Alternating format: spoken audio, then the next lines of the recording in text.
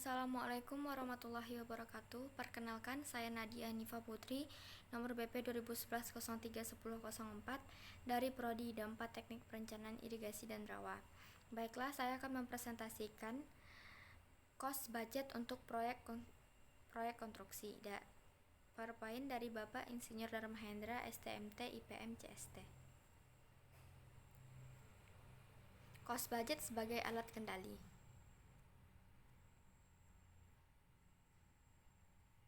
Cost budget, start, pelaksanaan proyek, pembelanjaan,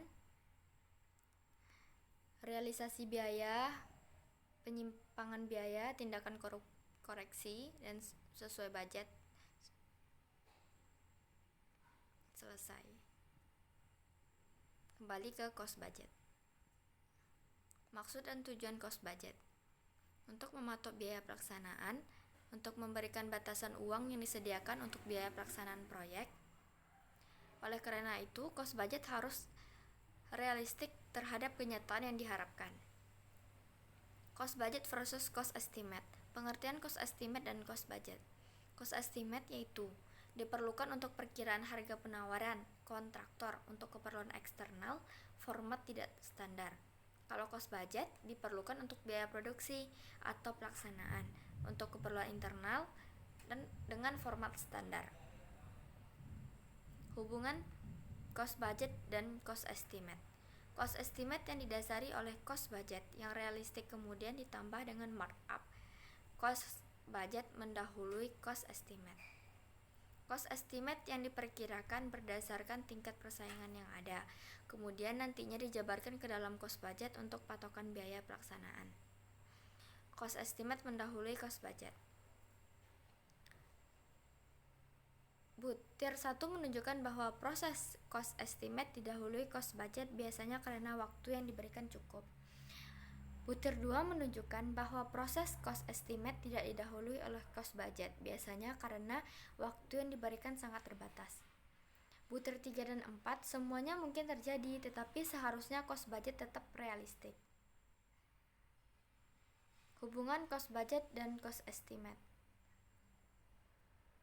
Cost budget dan pengendalian. Kasus dianggap linear.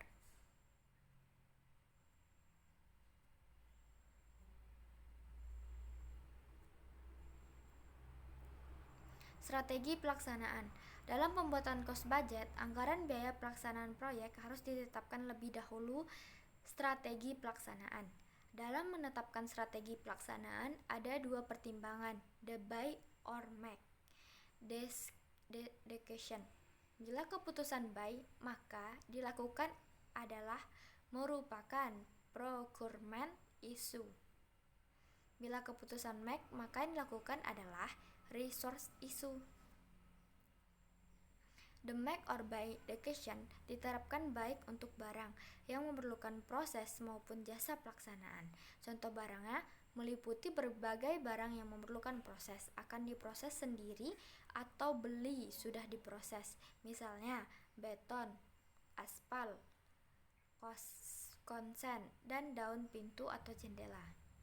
Contoh jasa pelaksanaan, pekerjaan dilaksanakan sendiri atau diserahkan kepada subkontraktor. Bagan strategi pelaksanaan. Strategi pelaksanaan ke depan. Strategi pelaksanaan proyek konstruksi mendatang bagi main kontraktor adalah penggunaan jasa subkontrak. Alasan penggunaan jasa subkontrak adalah antara lain: target sales perusahaan yang terus meningkat, sementara itu sumber daya sendiri terbatas, mulai berkembang jasa spesialis di bidang jasa konstruksi. Unsur-unsur biaya langsung proyek. Dari kegiatan proses produksi proyek konstruksi, biaya langsung terdiri dari biaya upah tenaga konstruksi, biaya material konstruksi, biaya alat konstruksi, biaya subkon, dan biaya lain-lain, persiapan overhead lapangan dan lain-lain. Kode biaya atau cost kode. Untuk keperluan pedoman pembiayaan, maka unsur-unsur biaya tersebut perlu diberi kode. Yang pertama, proses pencatatan biaya atau pembukuan dilakukan oleh bagian akuntansi setelah diberi kode oleh cost engineer. Informasi biaya dari akuntansi diperlukan oleh engineer dalam proses pengendalian. Yang ketiga, Kode biaya dalam kos sebaiknya sama dengan kode pada akuntansi. Kode pembukuan. Secara keseluruhan, semua bukti transaksi dibukukan dan diberikan pengkodean. Tidak ada standar dalam pemberian kode. Setiap perusahaan dapat membuat sendiri. Contoh untuk bahasan pengkodean sebagai berikut. Kode kelompok, pendapatan 1, biaya langsung 2, pajak 3, biaya tidak langsung 4. Kode unsur biaya langsung. Dari contoh bahasan di atas, kode biaya langsung 2 dirinci lagi menjadi subkelompok jenis biaya. Dan kode subkelompoknya, biaya bahan 2.1, biaya upah 2.2, biaya alat 2.3, biaya subkon 2.4, biaya pers 2.5, biaya overhead lab 2.6. Kode jenis setiap unsur BL. Untuk keperluan tindakan dari manajemen, diperlukan kode jenis dari tiap subkelompok. Kode subkelompok bahan 2.1, semen kodenya 2.1.1, pasir 2.1.2, batu pecah 2.1.3, besi beton 2.1.4, dan seterusnya. Kode jenis setiap unsur. Pengalian tanah 2.2.1, begitu juga dengan kor beton, pembersihan, bekesting, dan seterusnya. Kode jenis setiap unsur. Kode subkelompok alat 2.3, sewa alat, depresiasi alat, BBM, minyak pelumas, minyak hidrolit, suku cadang, dan operator mekanik 2.3.7. Kode jenis setiap unsur. Kode subkelompok pers atau pen 2.5. Kode subkelompok persatuan pen itu termasuk MOP, demop alat, demop tenaga, basecamp, jalan kerja, seremoni, dan seterusnya. Kode jenis setiap unsur. Kode subkelompok overhead proyek 2.6. Gaji pegawai proyek, konsumsi makan, administrasi proyek, honor, dan seterusnya. Kode pay item. Harga jual dari suatu proyek adalah merupakan kumpulan dari harga pay item atau item pekerjaan. Sedang dalam cost budget nilai pay item tidak tampak karena terurai, sehingga tidak dapat dipakai sebagai feedback bagi cost estimate. Cost budget tidak dapat dipakai sebagai feedback bagi cost estimate. Untuk keperluan, terkadang diperlukan informasi real cost dari pay item. Kode pay item. Bila diperlukan, untuk pay item diberikan kode dengan digit keempat. Contoh, untuk item beton fondasi, misalnya sebagai pay item nomor 2, maka untuk semen pada beton fondasi disebut diberi kode 2.1.1.2. Kesulitan kode pay item. Walaupun kode pay item penting untuk mengetahui real cost pay item, tetapi dalam kenyataan ada kesulitan. Kesulitan tersebut adalah sebagai berikut. Yang pertama, material atau alat atau pekerjaan penunjang terkadang untuk beberapa item pekerjaan tercampur. Sering terjadi switching sumber daya antar item pekerjaan. Penerapan kode pay item.